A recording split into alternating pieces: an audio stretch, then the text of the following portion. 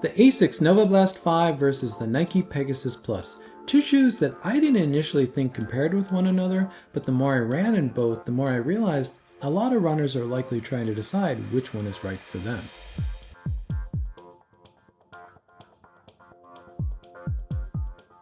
This isn't the kind of versus video that I like to make because these are two different model year shoes. The Asics Novablast 5 is a 2025 shoe where the Nike Pegasus Plus is a 2024 shoe, and I don't like to compare different generations of shoes together. However, the more I ran in the Novablast 5, the only shoe I could really think about to compare this to of shoes that are currently out there would be this, the Nike Pegasus Plus, which is why I broke down and made this video, because I think a lot of people are trying to decide between these two shoes, or at least looking at how do they compare. Let's start with the specs to begin to tell the story about how these two shoes compare. And the thing that I find quite funny about comparing these shoes in the first place is that in the Nike Pegasus Plus, the maximum stack in the heel of 33 mil is still lower than the stack in the forefoot of the Asics Novablast 5, which really tells you that the Novablast 5 is a cushioned or max cushioned shoe, and the Pegasus Plus really is a low stack shoe, especially in 2024. The difference on paper between the drop of 8 mil in the Novablast 5, which feels like an 8 mil, and 10 mil in the Pegasus Plus, which feels more like 6 to 8 because you are sinking into that ZoomX foam, even though that is the rubberized version of ZoomX foam and it is a little bit firmer, you're still sinking into it. So the effect on foot of both these shoes from a drop standpoint is very similar, at least to my foot. Now, the Pegasus Plus is 10 grams lighter, and I will say you do notice that on foot, but it's less about the weight and more about the balance of the shoe. The Novablast 5 is a lot more foam underfoot and it feels more bottom heavy. Plus ZoomX foam, even the rubberized variant that's in this shoe, is just more airy. So you do notice the balance and the weight of the Pegasus Plus being a little bit lighter on foot, and it does make a difference when you're especially doing fast reps. And I would say the biggest comparison point between these two shoes is the way they feel. The full midsole of FF Blast Max in the Novablast 5 has a very springy ride. You sink and there's rebound or resilience and energy return in that foam, and you're getting a pop off the toe. It's a very nice feeling. But in the Pegasus Plus, because it is ZoomX, you're getting a little less sink because it is a little bit firmer, but you're getting much more resilience, much more energy return out of that shoe. It's kind of a night and day difference. But there is a point of comparison between these two shoes because I think they are giving a very similar feel. The other change between these two shoes is in the rocker. There is some forefoot rocker in the Novablast 5, but again, the foam is so compressive and soft that you actually kind of flatten it out when you're running in it. And the Pegasus Plus is a very traditional feel. There is some rocker in there, but it's more of a traditional feel. And it really allows you to dig in your toe on toe off, but still in a very modern way. And moving to the outsole of these two shoes, this is where there are some similarities, but there are some key big differences. Now, the product photography between Asics and Nike is quite different. The angle that Asics uses makes the outsole of the Novablast 5 look a little bit more straight than it actually is, whereas Nike's product photography is straight on. But the story here is that the width, at least in the forefoot and the heel, is very similar between these two shoes.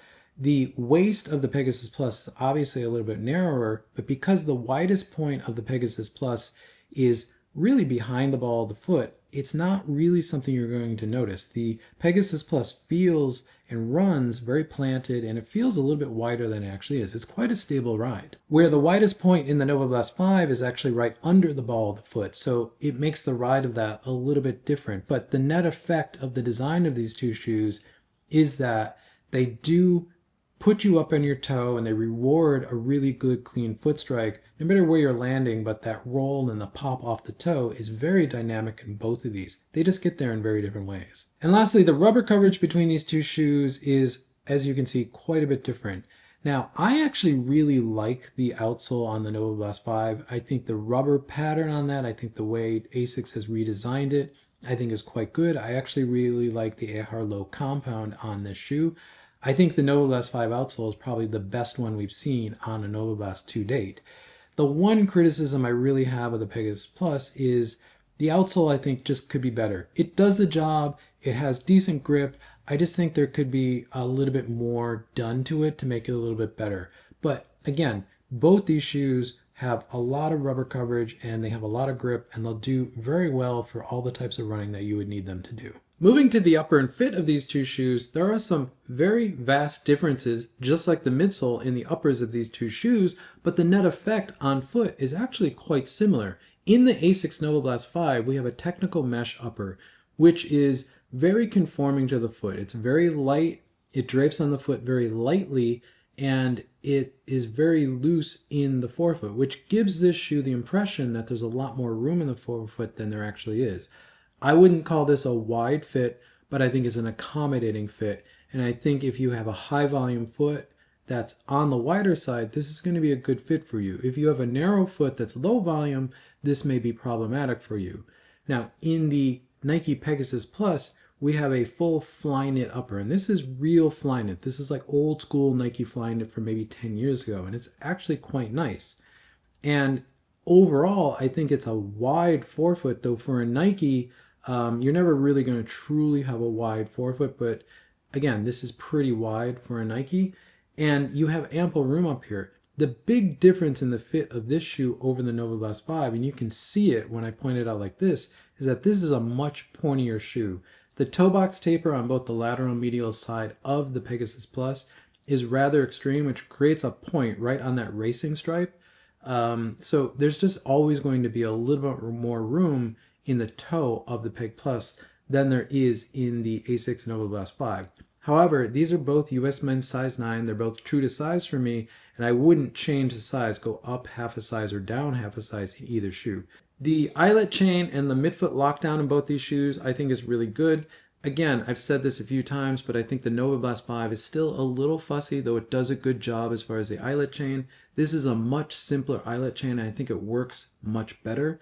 Both of them are lightly padded neoprene-like tongues, though I'm going to say the tongue in this shoe is a little bit better, protects the foot a little bit better, but this one's just fine. And the ankle collar and Achilles flare is much more padded in the Asics Novablast 5 than it is in the Pegasus Plus, though there still is a deep pocket here for your heel, and this shoe will flex with your foot, so the heel lockdown in this shoe should be quite good for really anyone, including runners who typically have problems with heel lockdown in the Novablast 5 because there is such a deep pocket back there. You should be totally fine as well. So overall, I think the way Nike and Asics get to the fit of these two shoes is very different, but the fit and the feel is actually quite similar once you get them on foot. There have been a few other non-plated performance trainers in 2024 that you could put in here between these two shoes, mainly the Hoka Mach 6 or the New Balance Rebel V4. But I ran in the Mach 6, and that one depends more on the rocker in that shoe, so you're rolling more forward. And I've talked pretty extensively about my feelings on the New Balance Rebel V4 and just kind of how I don't find that shoe very good.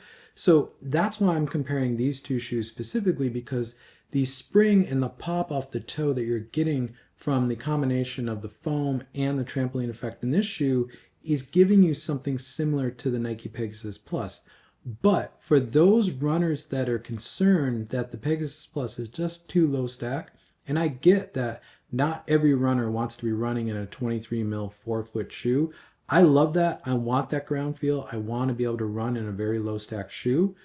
Not everyone wants that. I understand that. That's where I'm saying this shoe is a really good option. If you wanted to run in this shoe, but you're just worried that it's too low stack, try this shoe. Try the Asics Novablast 4. You're going to get a lot of the same range, but in a more comfortable, more cushioned, more max stack, if that's what you're looking for, ride. And that's why ultimately I'm comparing these two shoes. Another way to compare these two shoes is with my performance matrix. So if we put the Asics Novablast 5 on here, you can see it has a huge range. From easy all the way into max effort, it really does everything. It's truly a daily trainer that can do everything and do it well. But the real sweet spot of the Novablast 5 is that steady into threshold. It likes to do a little bit faster than easy, and in getting into threshold, it really does that well. But again, it has the range to do the easy recovery jogs, and it can do all those flat out max effort intervals. Putting the Peg Plus on here, you can see that the range of the Peg Plus is much more geared towards the max effort side of the coin. And that makes sense because in my mind, the Peg Plus is actually a performance trainer. It's not really a daily trainer, though I know some people have been using it as that. So it's geared more towards performance. So it makes sense that the sweet spot of the Pegasus Plus is more in that threshold, getting into max effort, really coming out as steady. The Nike Pegasus Plus has been my go-to workout shoe, whether that's track workouts, 200s, 400s, even 800s, or road workouts where I'm doing 1K repeats or 5K repeats. It is by far the best shoe that I've been running in 2024 for those types of workouts on the faster side.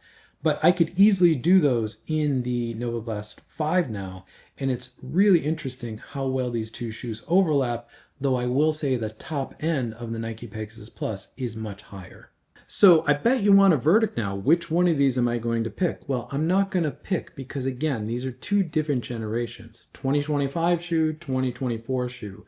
But if we see an update to this shoe next year, if we see a Nike Pegasus Plus 2 or whatever they call it next year, I will be comparing these two and giving you a verdict next year. But as it stands right now, these two shoes will give you a very similar feel. This is going to be your lower stack, slightly more dynamic feel. This is going to be your more max cushion or higher stack option that's going to give you a lot of the similar feel, just in a much more familiar max cushion ride, if that's what you're looking for. Thank you for making it to the end of the video. If you find this content useful, consider subscribing. You'll see more content from me pop up in your feed. If not, drop a like on this video because it helps this channel continue to grow, which I always appreciate. And with that, I'll catch you in the next one.